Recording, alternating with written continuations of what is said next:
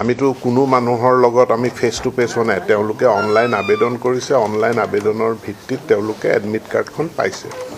কিন্তু যেতিয়া পৰীক্ষা তেখেতে বহিব পৰা নাই পৰীক্ষাত বহাৰ আগতেই তেখেতৰ ডুৱেল আইডেন্টিটি ধৰা পৰিছে ধৰা পৰাৰ লগতে তেখেতক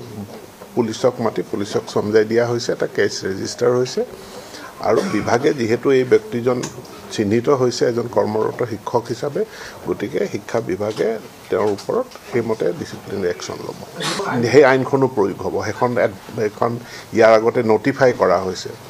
যে এই যিখন আইন আমাৰ চৰকাৰৰ দিনতে গৃহীত হ'ল যে পৰীক্ষাত অসৎ উপায় অৱলম্বন কৰিলে